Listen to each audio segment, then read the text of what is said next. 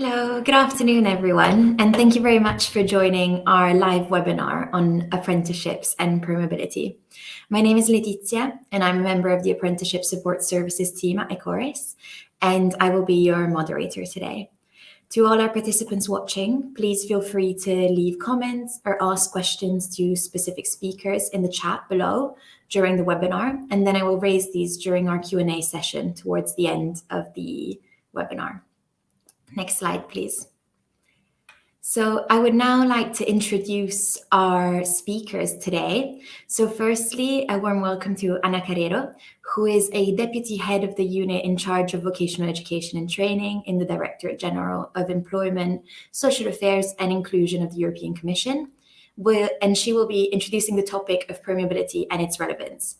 I would also like to introduce Dr. Jeff Bridgeford, a visiting senior research fellow at King's College London, who will introduce the different types of permeability and provide examples of measures adopted across the EU to foster vertical mobility.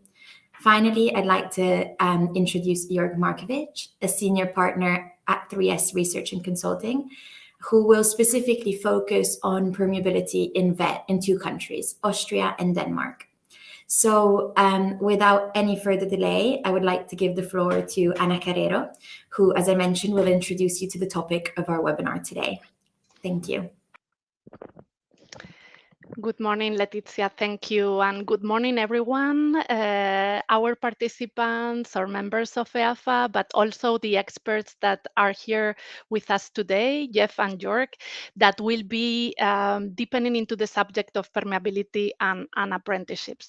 But before I pass the floor to Jeff to deepen into the subject and trigger the discussions, I would like to share with you some insights on the topic and why we have selected this specific topic for one of our webinars. But let me start by saying that, of course, a skilled workforce is the motor of the economy, and education and training are the foundations for lifelong learning, employability, and participation in society. However, nowadays, our economy and our society are going through very fast-paced changes. We are talking about the green transition, the digital transition, the demographic trends. These trends are having an impact on our labor markets through the incorporation of robotics, AI, the shift to circular economy or the climate neutral economy, and also the merge of the shrinking of the population and the need for a care economy. So this all puts a lot of pressure on the labor market, creating skills shortages and having an impact on emerging jobs and other jobs that will disappear. And in this context, the capacity to adapt of our education and training systems is fundamental because we will need the labor force to adapt to these new trends and to the labor market needs, both through initial education and continuing education. And in this context, of course, vocational education and training, and in particular apprenticeships, play a key role due to their close link to the labor market. This need to adapt has been acknowledged by the EU in many of the policy and initiatives. You are already aware, but the skills have been put to the forefront in many of our initiatives, of course, in the EU skills agenda, but also the action plan for the European Pillar of Social Rights or the Digital Education Action Plan, just to name a few, where the targets for upskilling and reskilling the population, and also in terms of unprecedented available funding to achieve these goals, are very, very significant. And why is important permeability in this context? Permeability is, in broad terms, flexibility. And flexibility is what we need for the education and training systems to adapt to the labor market needs. And this affects initial education and lifelong learning, of course. this means in practice that learners can change their learning pathways more easily from general education to vocational education, or from vocational education to higher education. This has not always been the case. Traditionally, systems have been segmented and more hierarchical, but nowadays it is very important that we address this issue to accommodate the new labor market needs very, very quickly. So that is why this has been reflected in our EU policies for a very long time. It's been reflected in the European Framework for Quality and Effective Apprenticeships, but also in the 2020 VET recommendation in more general terms. We call for permeable systems, flexible systems that allow vocational education and learners, but also apprentices, to move sideways and to move up in the learning and career paths. So there are other key important policy initiatives where member states and also EU policy initiatives have made progress, being in the area of guidance, of recognition, of national qualifications frameworks and European qualification frameworks. They all play a very important role. But a lot has been done, but there are still many challenges ahead, and that is why I will pass the floor to our experts so they can deepen a little bit more into this important subject of permeability and apprenticeships. So please, Jeff, I pass you the floor. Thank you very much, Anna, for that introduction. Well, we're going to talk about permeability, and for many people, you probably won't be all that familiar with the term. So what I'd like to do just initially is to try and explain what it is. Generally and typically, it's been used in earth sciences as in the ability of rocks to transmit fluids. It's been used in textiles as well, in terms of the ease of passage of liquids or gases through material.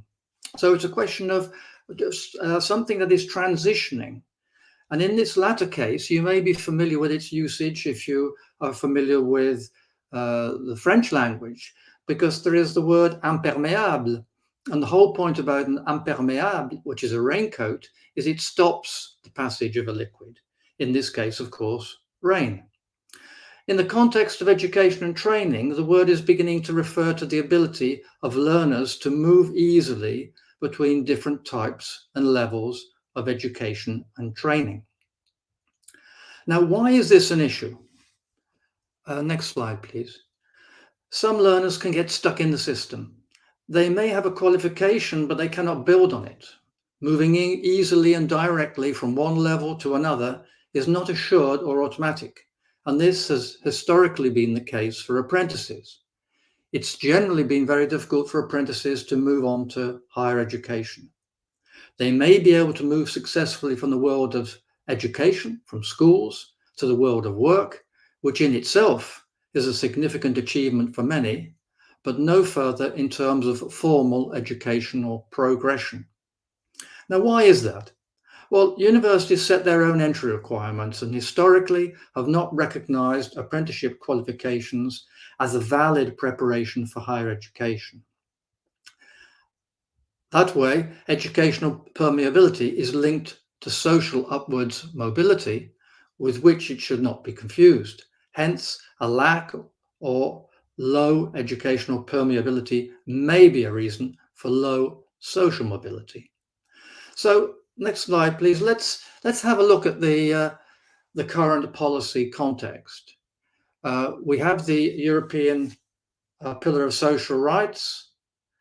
We have also other things that I will refer to in a second, but To increase the attractiveness of apprenticeships at a time when young people are possibly becoming less enthusiastic about becoming apprentices, education and training policymakers have been discussing ways in which apprentices can escape from this educational cul-de-sac and go on to higher education.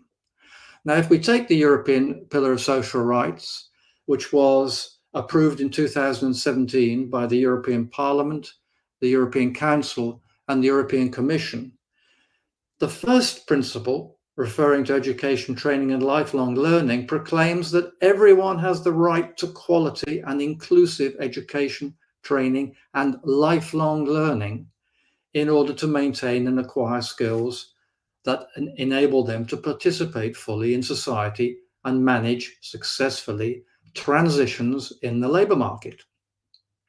Now, if we go on to the next slide, you'll see that there we are looking at the European Framework for Quality and Effective Apprenticeships recommendation, and it underlines the importance of flexible pathways and mobility.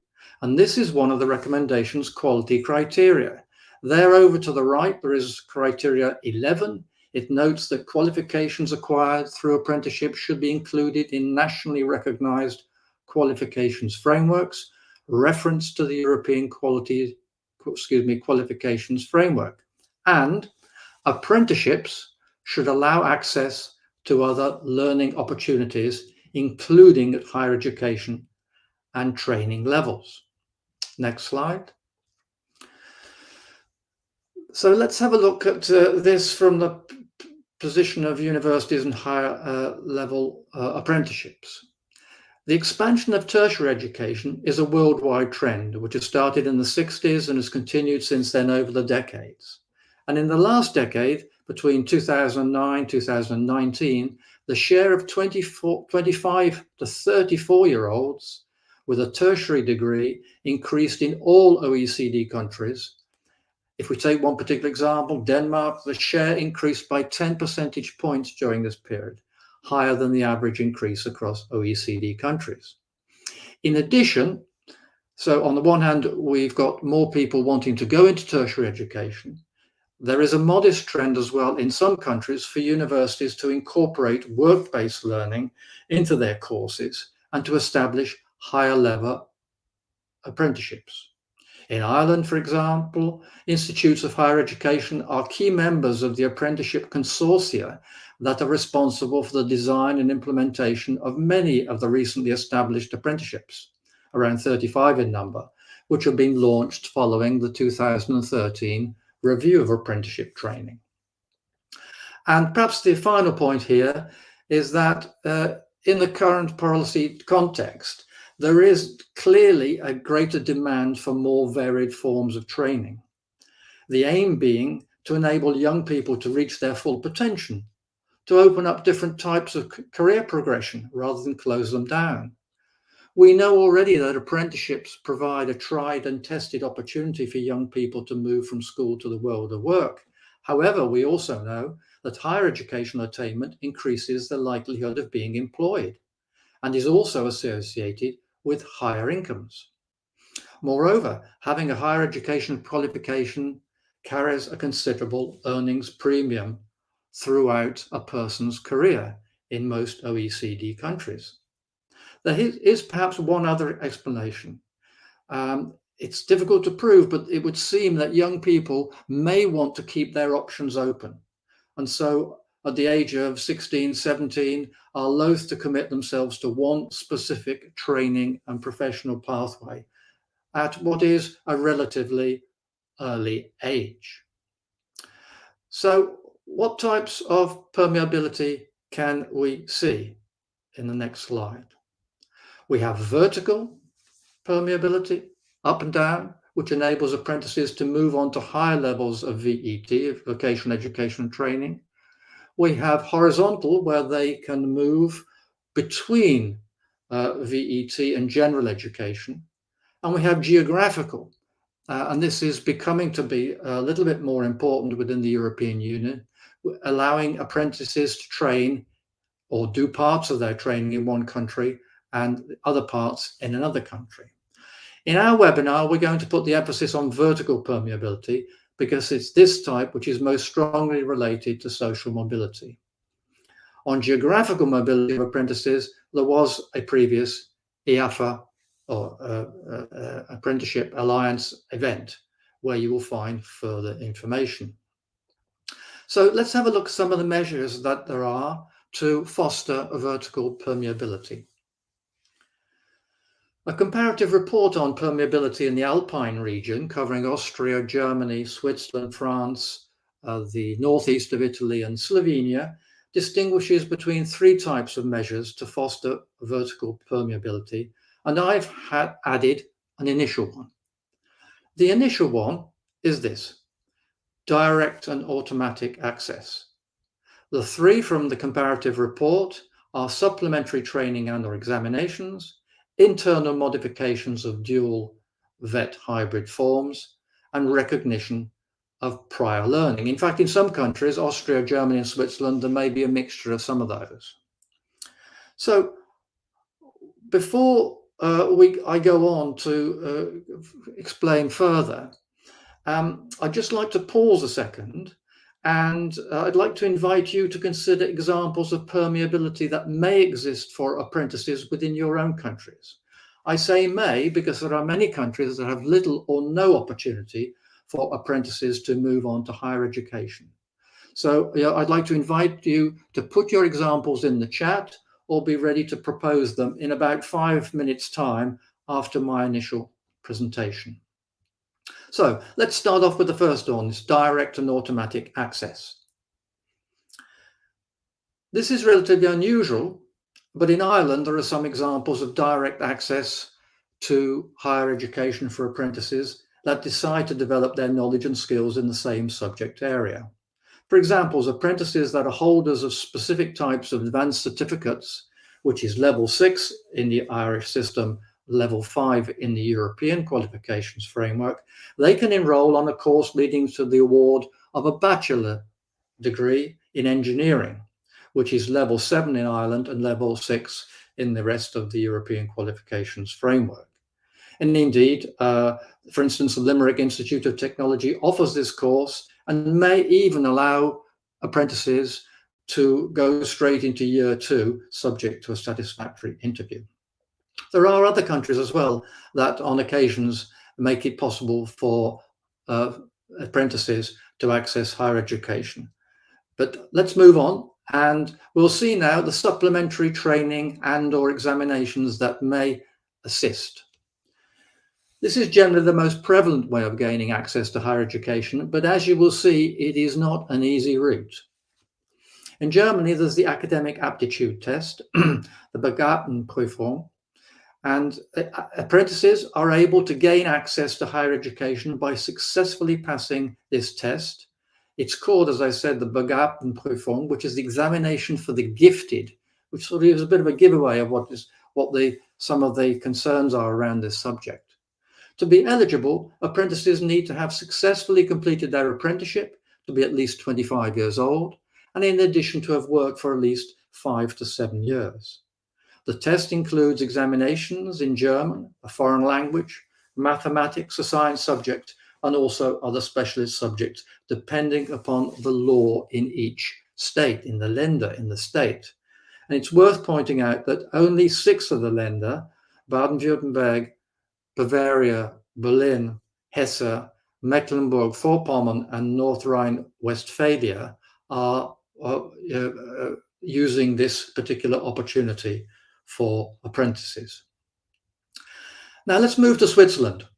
There is something called the Vocational University Entrance Qualification, the Berufsmaturität, and apprentices are required to pass external additional examinations again in order to gain access to higher education. Now, the rules are complex and may differ from one canton to another, from one university or vocational university to another, from one faculty to another, and indeed one higher education program to another. And in order to gain a vocational university entrance qualification, young people that have successfully completed an apprenticeship are required to take examinations in general basic subjects, mathematics, 2 national languages, and a 3rd language, and a specific subject related to the program that they wish to follow. Studying for these examinations generally lasts a year full-time or 2 part-time, or can be done during the period of the apprenticeship. Here again, if you're doing on the one hand an apprenticeship and also this qualification, that is quite a challenging situation for an apprentice to be in. Let's go now to Austria. There is the apprenticeship with the vocational university entrance qualification, the Berufsreife-Prüfung, short for apprenticeship with Matura. To be eligible, young people have to successfully complete their apprenticeship, to complete a 3-year VET course either during or after their apprenticeship, and then pass an examination. The examination has 4 elements: German, mathematics, a foreign language, and a professional subject related to the subject they wish to study. With the agreement of their employer, apprentices may attend the preparatory courses for the examination within working hours, and the apprenticeship period may also be extended. If the training company does not agree, the courses can be attended free of charge outside working hours. So that's one of the types of permeability, that is to say, adding examinations to get, as it were, to the level to be able to enter a university. Let's have a look at the second one, where we're looking at internal modifications of dual VAT and/or hybrid forms. And here we're looking at the Danish Eux Program. It was introduced in 2011.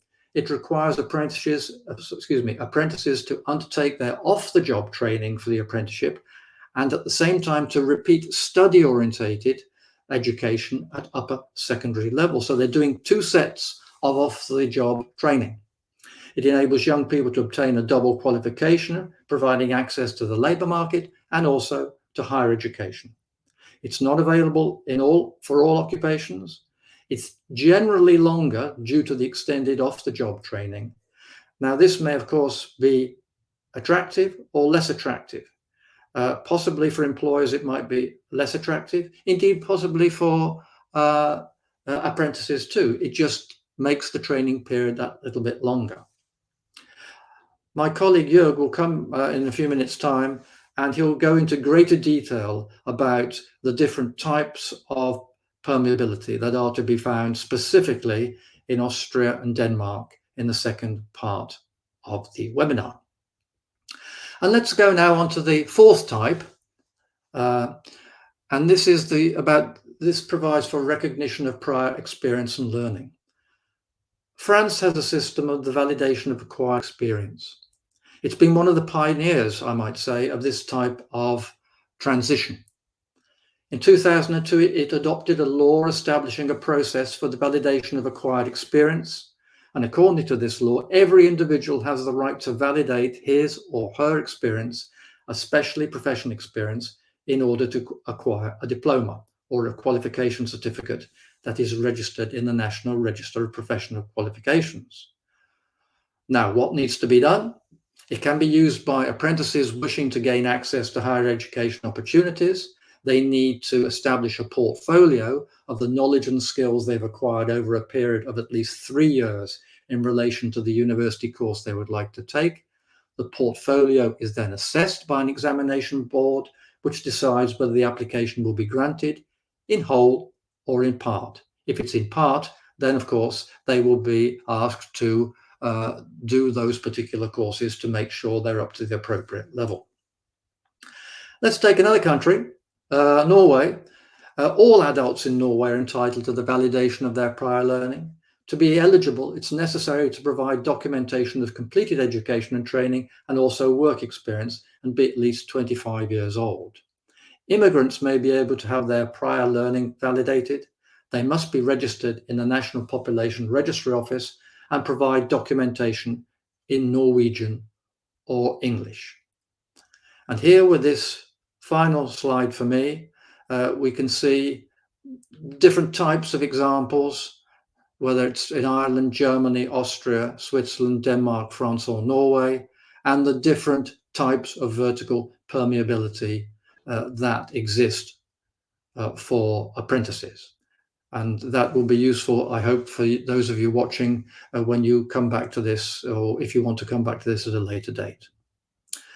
Now, what I'd like to do now is to see exactly what we've got in the way of mentions from you in the chat about potential permeability that exists in your country. So, Letty, would you like to join me again, and we'll take part in this quick interactive session?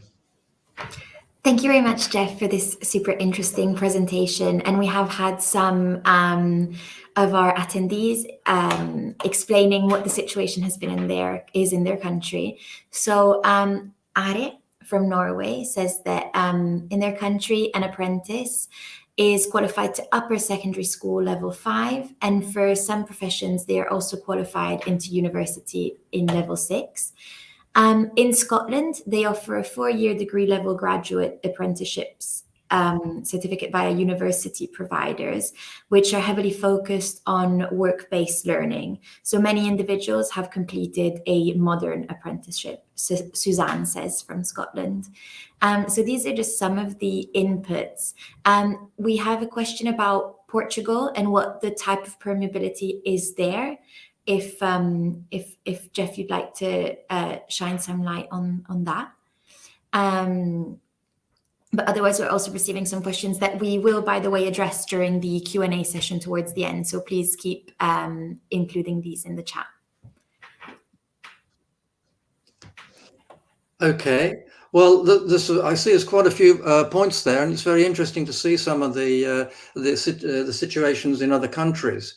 I know for a fact that there is greater interest as well, not only in terms of apprenticeships or the permeability between apprenticeships and higher education, but as I said earlier on in my presentation, that there is more interest, and this has been said by this colleague from Scotland and also from Portugal, that there is now the opportunity to be able to do a higher education and training apprenticeships.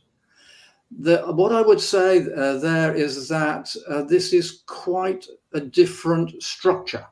And generally, when we think about apprenticeships in, let's say, in the European Union, we normally associate that very, very closely with the representatives of the different stakeholders in the labour market.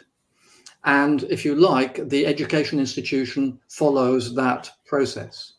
What we're seeing possibly with the higher apprenticeships, the university apprenticeships, is that the balance within that relationship changes somewhat. And quite often it is that one of the major players is that there is the university, along with the employer's representatives. And perhaps it's not quite the same focus, or not quite the same structure as we have in the traditional apprenticeships. I will stop there, and so that we can move on to Jörg, and I will now hand over to you, Jörg.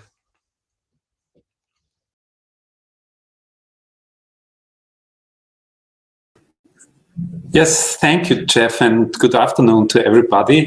Thank you also for posting additional examples from Portugal and Scotland. I'm looking forward to more examples, so please feel free to post further ideas, questions, and examples from your countries as I keep on presenting the two cases here now on Austria and Denmark. Now, if we want to get an understanding of the effectiveness of the measures just presented by Jeff, I think it's necessary to have a look at the country's overall education system and also its evolution, and in particular the way higher education is structured and organized. And as examples, we suggested to have a closer look at Denmark and Austria. Now, why these two countries? Well, first of all, they have both strong apprenticeship systems, and access to higher education in these two countries has always been a long-standing policy issue. In both countries, also the work-based component of apprenticeship clearly dominates, and but you also can find differences in the way they organize curricula, the way the governance, so to say, is organized. Just to let you know, there are around 100 apprenticeship occupations in Denmark and around 200 in Austria. Now let's start with Austria. In Austria, graduates of apprenticeship training have access to higher education through different routes, which have been increasing since the 1990s, actually. And at first glance, this leads actually to the picture of a very diverse opportunity structure for vertical progression. But despite these positive developments and many options, there's still evidence that the overall progression towards higher education is relatively still low, as we will see. Now, let's have a look at the history and the way access to higher education in Austria has reformed. So, next slide, please. Up until the 1990s, the only second chance route to higher education was by passing the so-called University Entrance Qualification examination, which provided and still provides, so it still exists, access to specific study programs. It was used by those who dropped out from school and apprenticeship graduates alike. Now, in the mid-1990s, two new important options were introduced for apprenticeships, mainly with the argument to improve permeability and to promote social mobility. Now, the first was in 1993, the first universities of applied sciences, so-called Fachhochschulen, were introduced. Now, in contrast with the traditional universities, they provided admission also to persons without an upper secondary school leaving exam, which we call Matura, by the way. So the German call it Abitur, we call it Matura, but with instead relevant professional experience. So if they can prove, apprentice graduates can prove professional experience, they would get access to at least this type of higher education.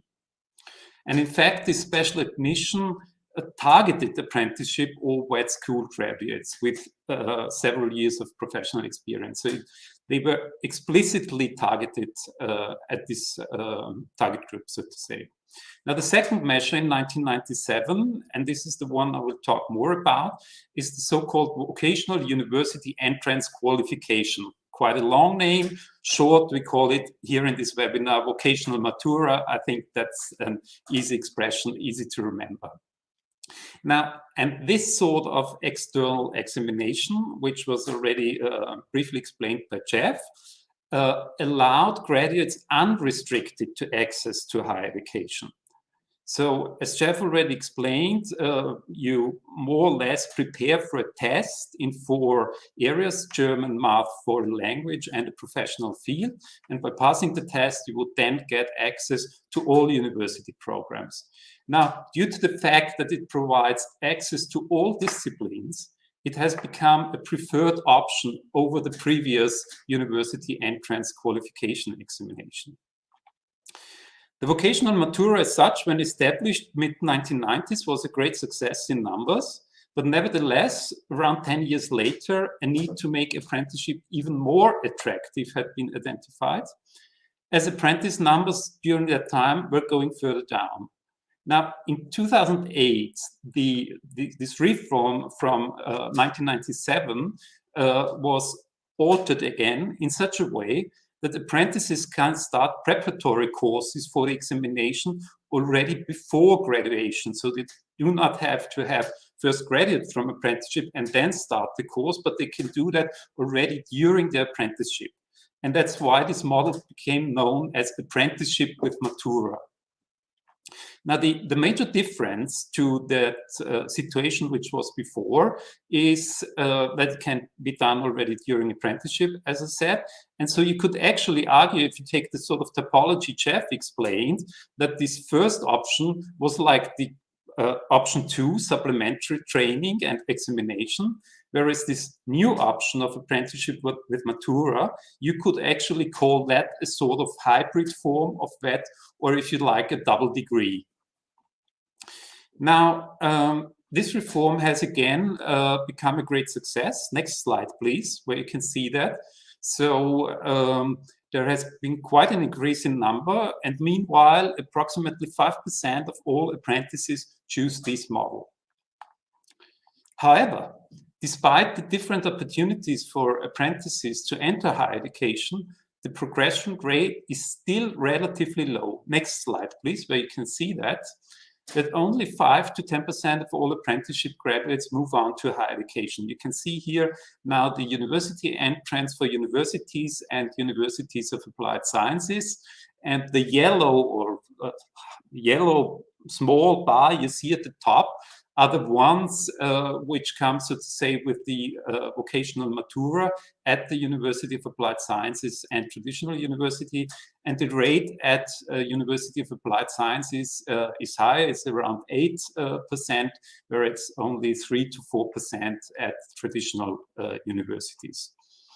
Now let's sum up this Austrian example. So next slide, please. So despite the different opportunities for apprentices to enter higher education, the progression rate is still relatively low, I would say. As I said, slightly more than 4% of new entrants at university compared to 8% at universities of applied sciences have such a vocational matura. And as you have seen, roughly 9,000 apprentices take part in this program, apprenticeship with matura, which accounts approximately at 5% of all apprentices. Now, a very, very recent reform of the Austrian higher education sector has now offered a new opportunity beginning of 1st of January this year, actually, where with this reform, now Austrian universities are entitled, in cooperation with non-university institutions, to offer 2 new degrees, namely bachelor professional and a master professional. So something which exists already in other countries, but for Austria, that way it's pretty new. And from October 2020, this year onwards, we will have participants or attendees in these programs. Okay, so this for Austria. Let's now move on to Denmark. Also in Denmark, access to higher education for apprentices, graduates has been a policy concern at least since the 1970s, I would say. And in particular, in the last 10 to 15 years, it has become a major policy issue. Why so? Because it's believed that, of course, access to higher education would increase the esteem of and enrollment in apprenticeship. Now, what were the original challenges? So, as Danish research has pointed out, there is first to be observed the decreasing popularity of apprenticeship among young people during the 1980s, 90s, particularly because of the image of apprenticeship as a sort of dead end. Now, second, there was an increasing number of disadvantaged students which have been directed to apprenticeship, resulting on the one hand at high dropout rates, and on the other hand, decreasing also the esteem of apprenticeship. This in turn had the effect that enrollment rates also among high-performing students went down, and a sort of downward spiral began, which had to be stopped. And third, I think we need to acknowledge that, of course, higher skills and thus the need for higher vocational education has generally increased. Now, what were the policy measures in Denmark which have been adopted to prevent apprenticeship to becoming a dead end? I'd like to mention 3. Well, first of all, in the 1980s, vocational gymnasiums were established as a sort of new form of gymnasium in addition to the existing academic gymnasium. Now, the effect of this measure was actually that it has diverted even more the academically ambitious students from apprenticeship programs into the vocational gymnasium. And the vocational gymnasium over the decades have actually more and more separated from where it started from the apprenticeship system, and finally achieved equal standing with the academic gymnasium, so that it is now more considered as general education rather than vocational education. Now, the final, next attempt were the so-called additional academic qualifications, and these have been introduced to,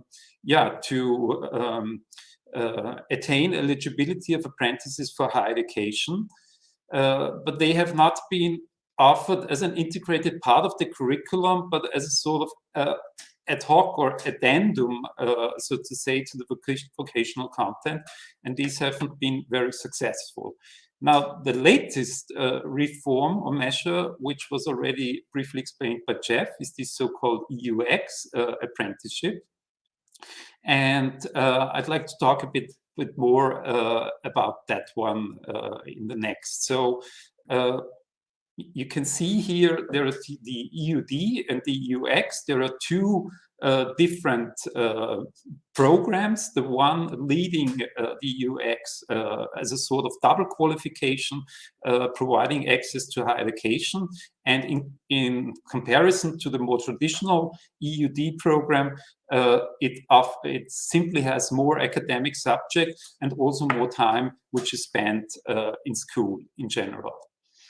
Now, there is evidence that the EUX apprenticeships are becoming increasingly popular and have experienced quite significant growth rates, but it's less clear to which extent they have actually contributed to higher progression rates from apprenticeship to higher education. Now, move on maybe to the next slide. So you can see here that the proportion of vocational graduates from the apprenticeship system who begin a vocational academy or a professional bachelor program within 2 years of completion appears quite stable actually for the last 10 years. Now, let's sum up this case for Denmark briefly. Next slide, please. So 2 out of 3 of the graduates of the EUX are in salaried jobs after graduation. 1 in 6 graduates has started higher education 1 year after graduation. But students in the EUX, they differ from students in the EUD, so the more traditional program. On the one hand, they bring higher Danish and mathematics grades with them from primary school. They are younger at the start of education, and their parents have usually more education. Also, they drop out less frequently. Does that research also see that critical and a risk actually that these programs becoming a sort of elite program for a limited group of students, as it is considerably more demanding? And on the other hand, they see a risk that the apprenticeship, so to say, becomes less inclusive. Now, these were briefly presented the 2 cases, Austria and Germany, also in the historic context. And I'd like to briefly summarize now what we can learn, in my view, from these 2 cases before moving on to a sort of general conclusion of our input here. Now, from Austria, we can learn certainly that providing access is not enough. On the one hand, additional pedagogical support is needed, such as bridging courses, because simply theoretical learning at universities differs considerably from practical learning in apprenticeships. But not only pedagogical support, also financial support is needed, and financial incentives. We can also learn from Austria that permeability measure is more attractive if it provides unrestricted access to higher education rather than only to specific university programs. But also both options can exist at the same time. Now, from the Danish case, I think we can learn that there is a trade-off between permeability on the one hand and social inclusion on the other hand. So making the system more academic most likely reduces the inclusiveness of the system for students not opting for higher education. And I think a balance has to be thought for this particular trade-off. Now that leads me to the conclusion and my last slide, please. So let me try to summarize both what Jeff presented and what we can learn from the two examples, Austria and Denmark. Now, first of all, I think we have to see that the expansion of higher education, which we experienced in over half a century, more or less, has opened new pathways for young people who have successfully completed apprenticeship.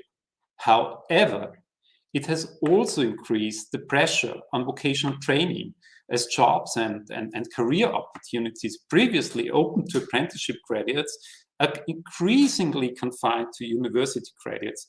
So new pressure has started also in apprenticeship. And I think this sort of trend where we see more people going up to higher education, but on the other hand, seeing more pressure at the apprenticeship system will likely continue, at least probably in the country where we have strong apprenticeship systems.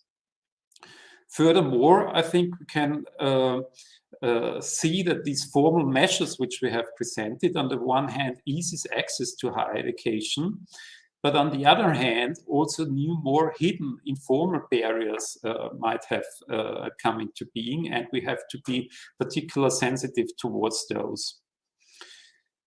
So in my view, it's not sufficient to just establish potential opportunities and say, okay, there is the formal option to go on to university.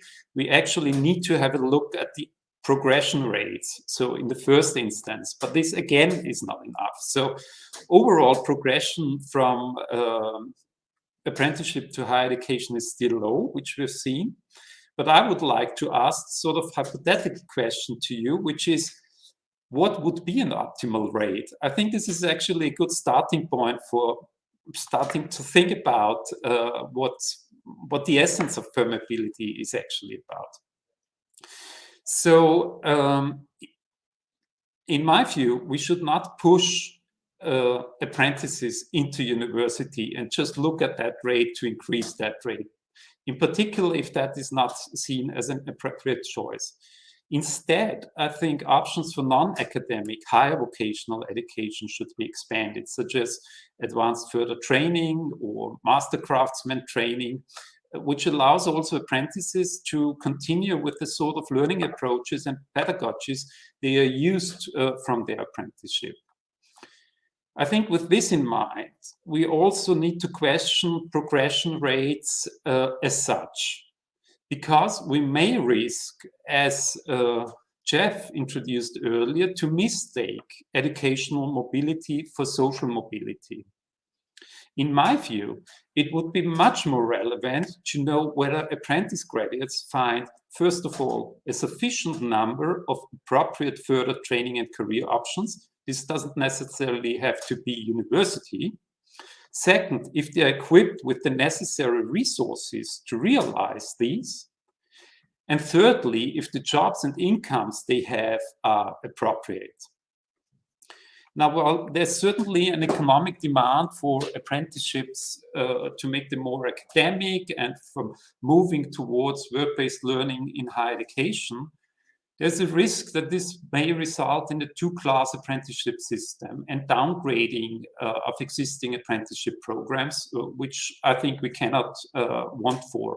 So over the years, many people have successfully succeeded the transition from school to work by using an apprenticeship, and that of course needs to be continued, even though we try to increase permeability. I think I'll stop here because we should leave some time for Q&A, and I thank you for listening and hand over back to Letty. Thank you. Thank you very much to all of the speakers, and now Jörg as well, for your contributions. It was very interesting. So now we have a little bit of time to move on to the Q&A session and pick up some of the questions that you've posted in the chat during the webinar. So one question that was asked was, what can be the role of EAfA in expanding PhD programs in apprenticeships in Europe? Would anybody like to jump in and answer this question? A second question that was asked, just whilst you think about that, is actually directed to Jeff. And it is, why do you think so many permeability processes have an age requirement of 25 years? Those are two questions at the moment. We do have some other ones that I can ask. Would anybody like to jump in with the first question, which was, what can the role of EAfA be in expanding PhD programs in apprenticeships in Europe?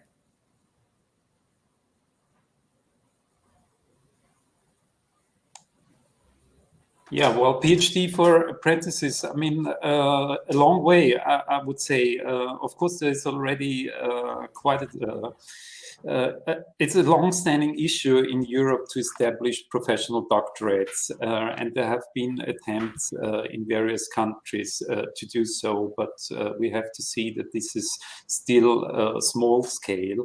I think that the establishment of national qualification frameworks, which on the one hand show the academic tracks, on the other hand the options for vocational education and training, have made clear that at all levels, actually, vocational education has a place, and thus also vocational education at the top level, level 8, is something we have to think about. But yeah, the question is whether that has to be run through university, or whether this is, so to say, a vocational track, and whether these are then really PhD or professional doctorates, or whether this is something very genuine vocational at level 8, I think is another question. So in my view, thinking about PhDs for professionals at university is just one way of looking at this issue. Thinking about higher level, level 8, genuine vocational programs is another way of looking at it. And that's something I think the EAfA could take up, of course, maybe together with the Centers for Vocational Excellence. I mean, this is something where a lot of cooperation with universities of applied sciences take place anyway. So this is maybe a topic which could be fed into that discussion also. But now over to you with the 25 age limit. Yes, I was hoping you weren't going to ask me that question, because I do not know what is so magical about the age of 25 that these should be part of the different national regulations for being able to take the exam and then to move into higher education. I suppose the only I don't know, actually. And the one thing that I can imagine is that it is necessary to be able to demonstrate that someone has got not only the apprenticeship, but also a certain track record in terms of professional activity. And this in itself has engendered a whole learning process, so that the potential university students would be in a situation where they do have the skills and the competencies and the knowledge to be able to defend themselves, as it were, within a more academic environment. But why that should be 25 and not 24 or 26, I cannot tell you.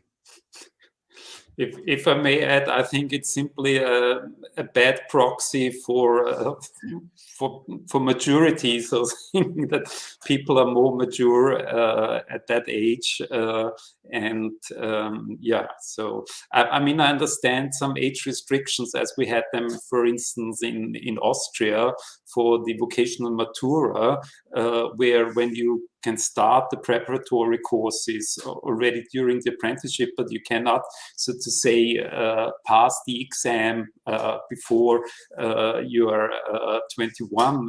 It was originally, the reason behind that is that we didn't want apprentices being younger students than if you come from the gymnasium or elsewhere. So to say, so I understand some age restrictions, but yeah, usually these are just proxies, I think. Yeah. Great. Thank you very much for answering these questions. We have time for one more question. So Are there other possibilities for apprentices to participate in lifelong learning and to develop their careers without going to university? Shall I go first, Jörg? Or would you like to? Yeah, go ahead. Well, obviously there are,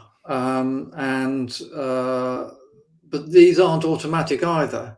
I mean, I think some of the best opportunities for apprentices to be able to get more experience, to be able to learn more things, to be able to progress in their careers, should and indeed is provided by access to continuing vocational education and training. That is to say, training that takes place for people who are already in employment and they need to build on what they already have. And this may be quite important in some countries and in some industries, but it may be not so important in other, or rather not considered to be so important in other countries. And there is a problem there, because who's going to fund this? Well, generally speaking, it is the employer that will fund this. And it's generally the case that the employer will decide, or obviously will decide, who is going to be able to take advantage of this opportunity to be able to learn more and to get more experience in more, if you like, in a more academic, vocational way. And it's quite unclear what any criteria would be to ensure that some people get these opportunities and some people don't get those opportunities. But basically what I'm saying is opportunities exist. Some employers are very enthusiastic to be able to build up the knowledge base of their staff and are prepared to invest in it, but that isn't always the case. And I suppose the argument would be, what could possibly be done to ensure that those apprentices who go into jobs, who want to do further education, and not necessarily in an academic environment, what can be put in place so as to provide them with the opportunities and the funding so that they can take on probably a much more flexible form of learning than would be the case if they were to go into a university or an institute of technology. So I think I'll stop there and I'll hand over to Jörg. Well, that was quite a comprehensive answer already. I don't know what to add to that, but maybe to just take out one of the comments from the chat, which I found quite interesting, from a Finnish colleague who pointed to the fact that in Finland there is this huge flexibility of changing between school-based tracks and the apprenticeship track. And I think this is something, I mean, we haven't touched upon because we were focused on vertical mobility and not horizontal mobility today. But I think it's interesting because it points towards the different pedagogies. Also, we always need to emphasize. And so when we speak about horizontal permeability, we could also not only speak about permeability between general education and vocational education, but also between different tracks of vocational education, so more school-based or more work-based. And I think once you, so to say, translate this also to higher levels and not only the upper secondary level, it becomes clear that a track besides the academic and university track needs to be fostered, which allows for high profile advanced further training in this sort of pedagogy which work-based learning finally provides. So what I think we need more is to think in sort of vocational streams which go up from level 3, 4 up to level 8 within also a system of vocational education, in cooperation here and there with university, without question, but not necessarily exclusively via the university. Great. Thank you very much for these really interesting contributions. Just because I see we're slightly running out of time, I also wanted to pass the floor again finally to Anna for the concluding remarks to today's session. Thank you.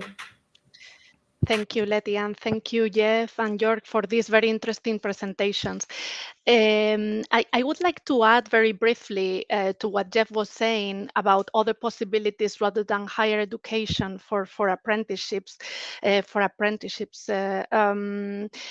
the Commission has put forward two initiatives lately, one on individual learning accounts and another one on micro-credentials that go a bit in this direction. On the one hand, the individual learning accounts want to boost adult participation in training at all levels and encourages member states to give the necessary funding to individuals to pursue lifelong learning and adapt their skills to the labor market needs. And on the other hand, the initiative that the Commission has proposed for a Council recommendation on an European approach on micro-credentials for lifelong learning and employability, that it's about giving more transparency and boosting take-up of micro-credentials that are very linked to short courses that give the necessary skills for the labor market needs and to facilitate transition. So it's very much linked as well to permeability in a way. But just to conclude on this very interesting webinar, I think we have touched upon many interesting topics. We have covered types of permeability, particularly vertical, and some policy levers that will make systems more permeable, like direct and automatic systems, supplementary training, modifications of dual vet, and recognition of prior experience and learning. And then we have covered these two examples of Denmark and Austria with Jörg, with very interesting findings. Despite all these policy initiatives to improve permeability, that doesn't necessarily automatically translate in a very important increase in the progression of apprentices.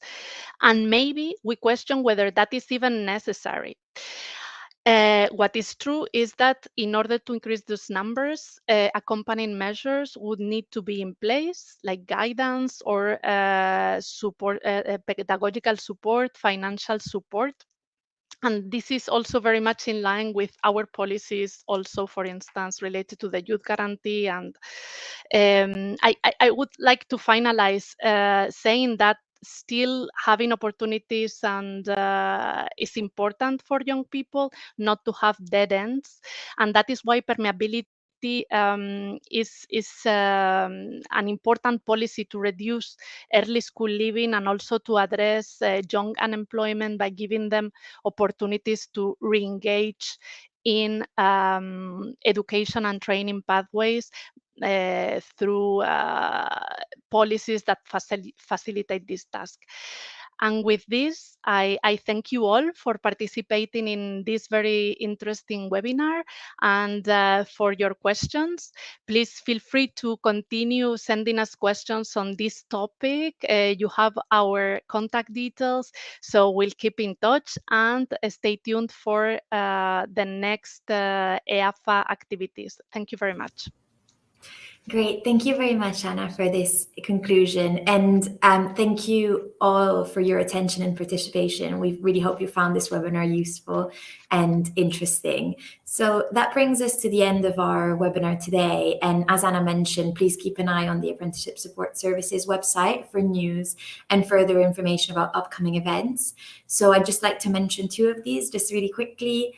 Firstly, the first EAfA podcast has been published yesterday, and it's available to listen now. And then secondly, we're also currently organizing an event in Barcelona taking place on the 24th and 25th of March on the Voice of Apprentices in the European Year of Youth 2022. So as you can see, we have very busy months ahead. And again, for any news, please visit EAfA website and LinkedIn, of course. I would like to say a very big thank you to all of our speakers for being with us today, and to everyone who joined us and your active participation, very interesting inputs and questions. As always, the recording and the presentation will be shared with you in the upcoming days. So yeah, thank you again very much for your participation, and I hope to see you in future webinars. Thank you. Bye. Have a good evening. Bye. Bye. Bye.